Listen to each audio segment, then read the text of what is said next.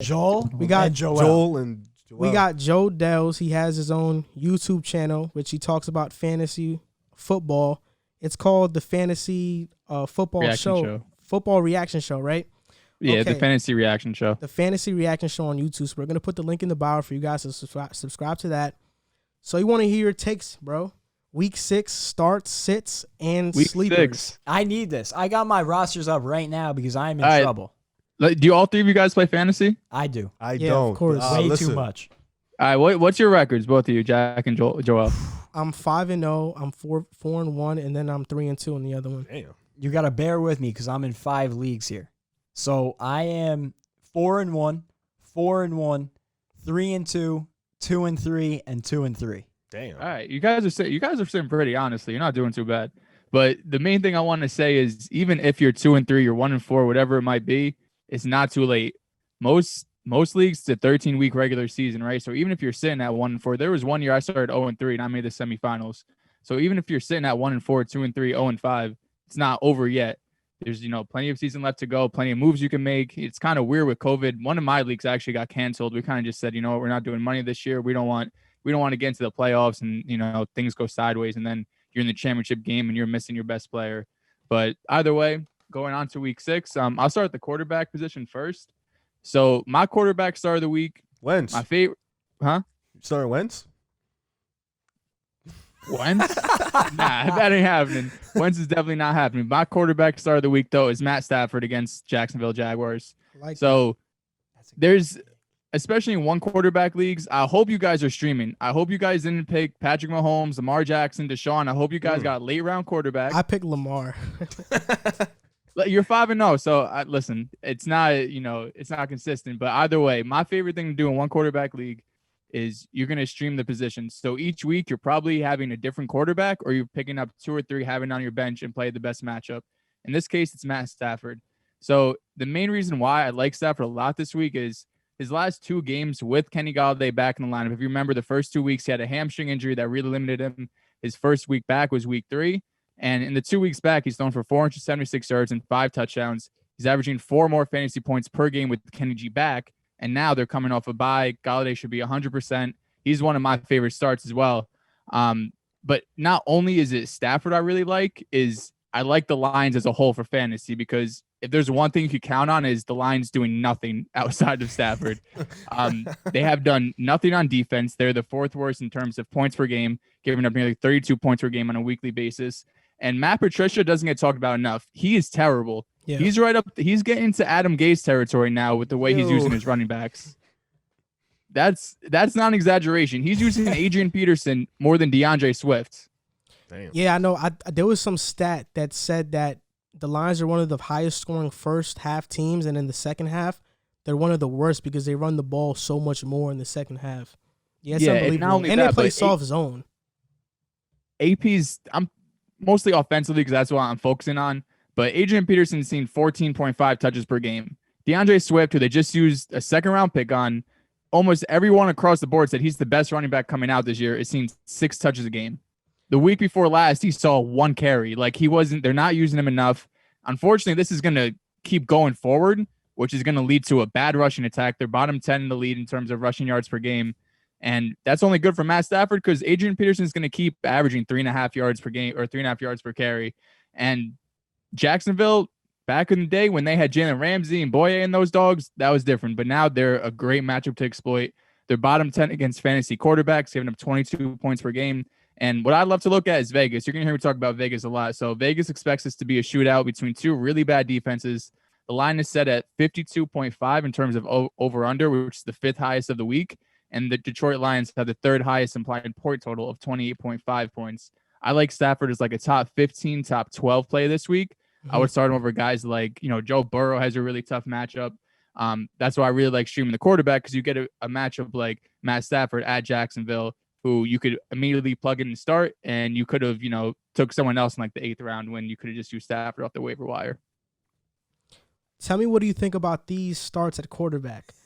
Ryan Tannehill versus Houston, Matt Ryan versus Minnesota, Julio is back, and Ryan Fitzpatrick versus the Jets. Which one sounds the best to you? I'm gonna get because you took my sleeper, so I'm gonna get into it right now. I love Tannehill this week, man. So before we get into Tannehill, we need to get one thing straight. Tannehill, he's not good, bro. He's a great quarterback. In terms of fantasy, he's a great quarterback. You fooled me when you said he's not a good quarterback. Yeah, I was nervous, great, bro. I'm telling you. Now, this is one thing that Tannehill doesn't have going for him. He played for Adam Gase 2 years ago. That's literally the only thing not going for him, because anyone who plays for Adam Gase obviously doesn't play well, and they always have this dark cloud over their head. But we see like Kenyon Drake. Everyone coming in the season loved Kenyon Drake. Everyone loved Devontae Parker. We see what Robbie Anderson is doing now. But I still feel like Ryan Tannehill has that cloud over his head that he's not a great quarterback. But since week 7 of last year, when he took over the job full time, he's been quarterback 6 in terms of fantasy points per game. Like, this is a guy you're talking about. You're starting him week after week. You don't have to think about it. You just set it and you forget it. The man. Yeah, now he's quarterback 16 this year, but remember, he did have that bye week because of the COVID outbreak. And he's a fringe quarterback 1, kind of in that similar to Matt Stafford range. But one thing I really love about Tannehill is his rushing ability. No matter what in fantasy, you look at the top performers. Last year we saw Lamar. This year we're seeing Kyler. We're seeing Josh Allen. If you're able to run, because you got to think, most leagues you're getting 1 point for every 25 passing yards, and you're getting 1 point for every 10 rushing yards. You have a guy like Lamar. Obviously, Tannehill is not to that level, but he gives you an extra 4 or 5 points each week. That's really going to, make that floor go up. He's not going to have that like 5-point game. Like, he's always going to have a very nice floor and a high ceiling because he's crazy efficient. Once again, though, a really good matchup against Houston. While they've been decent against fantasy quarterbacks, give about 18 fantasy points per game, this game is another one that Vegas expects to be really high scoring. The over-under is set at 53 points, which is the 6th highest of the week. And the Titans also have implied point total of 28, which is tied for 6th. Anyone in this game, I love to start. Tannehill, Deshaun, give me whatever's a high over-under, man. Give me that quarterback. Give me the wide receiver, running back, tight end. Just sign me up. Okay, so the starters, do you just have quarterbacks? Or you have other positions like I have running everything, backs? man. What do you need? I got everything. Running backs, wide receivers, and Tight ends. Wide receivers and tight ends. Give it to me. All right, so my running back, I'll give you my start, and I have Bust too. If you want me to get into Bust, we could do that too. Yeah, definitely. You want me to give you my quarterback Bust? You might as well. Give me your starters first, and then we'll go into that. Okay, so I'll do my starts first. So running back start, Alexander Madison against Atlanta. Did you guys watch the Monday night? It was Monday night, right? Against Sunday Seattle? night. Yeah. Sunday. Yeah. You watched the Sunday night game against Seattle? Mm-hmm. Madison is a beast, bro. Like, he's honestly, in my opinion, he's the best backup running back in all the NFL. He's averaged 4.7 yards per carry in his career. He's averaged 5 a carry this year. We saw last week he was getting the most of his carries in the second half when Dalvin went down with an injury. He had 20 carries for 112 yards. This isn't like this isn't a step down. If you have Dalvin Cook and you picked up Alexander Madison, they're going to put up very similar production. Madison's going to go out and he's going to eat just like Dalvin Cook was. And he's also in a great matchup against Atlanta. The Falcons are a bottom 10 team in the league versus fantasy running backs. And then once again, a ton of scoring in this game. Vegas has the over-under at 56.5, which is the second highest of the week. And the Vikings have the second highest implied point total of 29, trailing only the Kansas City Chiefs. This is, again, one of those matchups where any piece I could get, I want in my lineup. If you do DFS, love Madison this week. He's a great start. Even without Dalvin, I wish the Vikings kind of used him more, like he's such a good back, and we've seen what happens with Dalvin. But yeah, he's a great start. And then I'll go over to my wide receiver start while I'm at it. Do any of you own Odell Beckham? No, I don't. I wish. Nah? No. Okay, so I own Odell in one league, and it's my main dynasty league. And it took me the entire last year, right? That I'm seeing here. I'm starting Odell every week. He's putting up 8 points, 6 points, 10 points, 12. You're like, bro, you think he's going from Eli to Baker. You're looking at that as an improvement. And we saw the huge regression Baker had last year. But now, hopefully, at least I know that going into this year, Odell's not that locked and loaded top 10 receiver that we've seen in years past, especially with the Giants. But when he's in a plus matchup, when he's playing a bad defense, he's played Cincy, Washington, Dallas this year. He's averaged almost 22 points per game in those matchups. When he's playing tough defenses, Baltimore and Indy, he's averaging 8 points per game. Now you see here and you see Pittsburgh, you're like, oh, this is a tough matchup, right? Pittsburgh's amazing against running backs. They're top 5 in the league against fantasy running backs, but against wide receivers, they're bottom 5. Listen to what some of these guys are putting up. Week 1, they play the Giants. Darius Slayton got 6 catches, 102 yards, and 2 touchdowns. Travis is coming up. Week 2, Sutton, he got hurt midway through, and Judy combined, though, 7 catches, 128 yards. Week 3, somehow Randall Cobb got 4 catches for 95 yards and a touchdown. Randall Cobb hasn't been relevant in like 4 years. Coming up. It's coming up. Week 4, you got the bye, and Week 5, you got your man. How do you pronounce the last name? Travis Fulgham? I don't know. Travis It doesn't Fulgham, matter. yeah. Fulgham, 10 catches, 152 yards and a touchdown. Like, they were making practice squad guys, and Randall Cobb, who's washed up, looking like top 10 players at the wide receiver position. Now, they're constantly living up wide receiver ones, and they're also letting up a lot of big plays. So they're second most in the NFL in terms of air yards per game.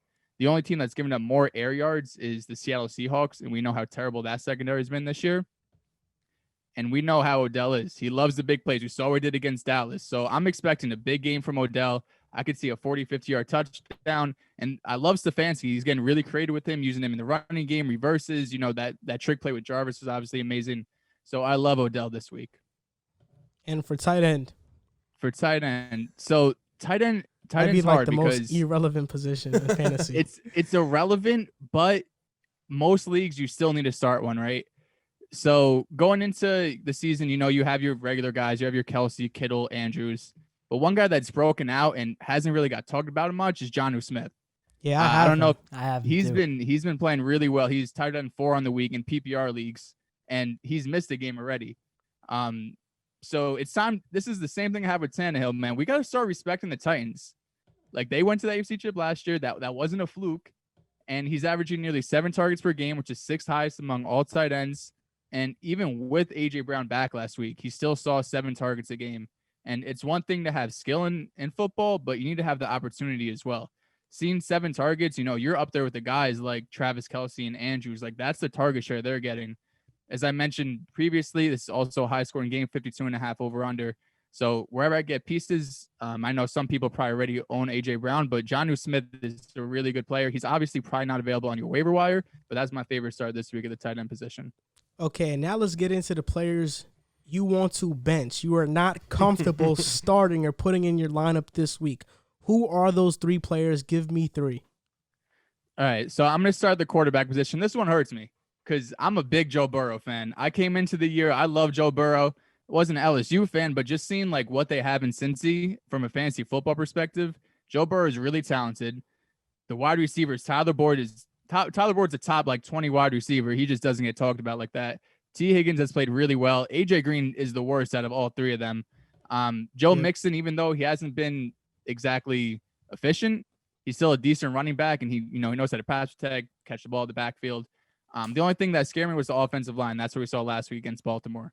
So he had 7 sacks last week against Baltimore. Indy is a really good defense who he plays this week, but they don't get sacks like Baltimore does. The only thing is they give up 12.5 points to quarterbacks. It doesn't matter who they play. Indy's defense has been amazing this year. It's been first in the NFL in almost every statistical category, first, second, third, and they're projected to score 19 points. Guess how much the Jets are projected to score? 21. 18.5. Okay.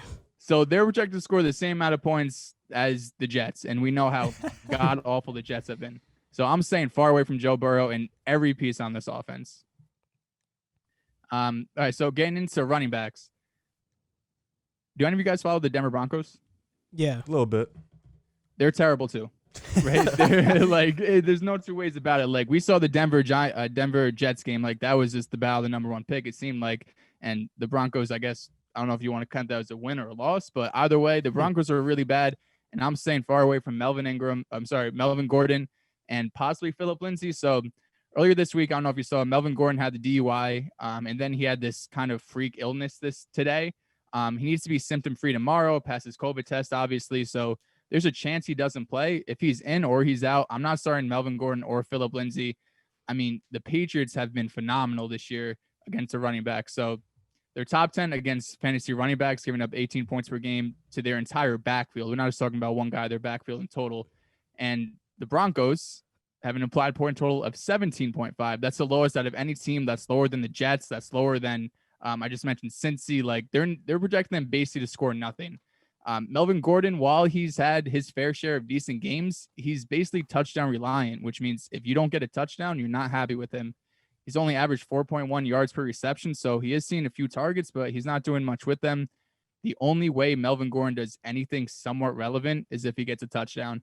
And against that Patriots defense, I know Belichick's not going to just give it to them, especially there's no garbage time against Belichick, so you got to just sit there and pray he somehow finds the end zone because there's no other way he becomes relevant in this game.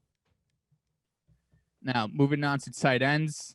Tight ends, man, I could have picked probably like 10 tight end busts, honestly. Give us your receiver. Give us your receiver. Give us 2 receivers, man. Nobody care about the tight ends, man. So the wide receiver bust, there's a few tough matchups this week, but my biggest one is probably Terry McLaurin. Now, this hurts me again because I love Scary Terry. I drafted him in my main league team, and it just pains me every week to see Washington just kind of like not care about what they're doing at the quarterback position. Now, they brought in Kyle Allen, and when he got Stafford Haskins, I'm like, okay, maybe this is a decent, change of pace. Haskins hasn't been crazy accurate, but, I mean, we saw that game. Kyle Allen looked bad. Alex Smith looked bad. And the Giants, who aren't a good defense, but James Bradbury has been a lockdown corner this year. Week 1 against Juju, he had 6 for 69. Allen Robinson had 3 for 33. This is reception yards, by the way. Brandon Ayuk had 3 for 31. Robert Woods had 6 for 36. Amari Cooper just had 2 catches for 23 yards. Like, James Bradbury has been shutting everybody down. This game is the lowest over under the entire slate of games by a whole 2 points, 42.5. And with minimal scoring, 2 bad offenses, 2 bad defenses, I just want nothing to do with this game, man. Are you benching Hayden Hurst? That's funny because I have to start Hurst in one of my leagues. Because personally, I went to this draft with Hayden Hurst. It's a dynasty startup. It was Hayden Hurst, Chris Herndon, who I thought maybe bounce back year, and Blake Jarwin. And now I'm sitting here and I just have Hayden Hurst. Now, tight ends at that landscape where you probably don't have a better option. I mean, you're probably looking at Hayden Hurst or someone off the waiver wire, So, I mean, if you have like another name you could throw out, I could probably give you some more advice. But that Atlanta game's a really high over-under, so I don't mind it. He's been getting a decent amount of targets as well, about 5-6 targets per game, so that's good to see. But we've just seen the last couple of weeks, he's not been able – him and Matt Ryan really haven't been on the same page. Mm-hmm. So you're looking pretty similar. Like, you need a touchdown for him to be relevant. But in terms of just tight ends in general, you could do worse. All right, and now getting into the last topic, sleepers. Who are your sleepers for this week, week 6? All right, so we already talked about Ryan Tannehill. He was my quarterback sleeper, right? Wentz. Wentz isn't happening, bro. You seen that offensive line? Yeah. You seen the receivers? You seen Wentz? Huh?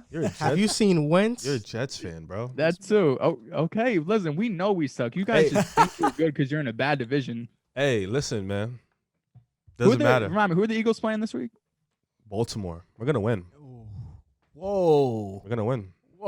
All right, let's get into your battle. Like, you're gonna have more turnovers than them. Like, what y'all better win. Let's get into your sleepers. All right, so running back sleeper. This is one of my favorite. I argued about making him my star of the week. It's David Montgomery.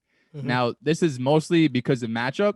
So he's playing in Carolina against the Panthers, and the Panthers are the worst team against all fantasy running backs, giving up almost 32 points per game to the entire backfield. And if you saw last week's game, Todd Gurley looked like 3 years ago Todd Gurley, where he was borderline MVP rushing. He had 14 carries, 121 yards, and a touchdown, 4 catches for almost 30 yards through the air. Todd Gurley looked amazing last week against this Panthers defense. And since Tariq Cohen has gone down, he's gotten even more involved in the passing game, which is something you really want to see out of your fantasy running backs because points are more valuable per target compared to per rush. Because obviously you get a target out of the backfield. In most leagues, half PPR has kind of been the standard, so automatically 0.5 right there. And you're more likely to get more yards through the air than just running the ball in general. So since Cohen went down in week 3, he went from averaging 3 targets a game to now averaging 7 targets a game. Now, that's a huge increase, and with that, he's going to have a higher floor. And there were rumors about Lev going to the Bears. Thankfully, it didn't happen. The only other option there really is Cordero Patterson, and he's nothing special at this point.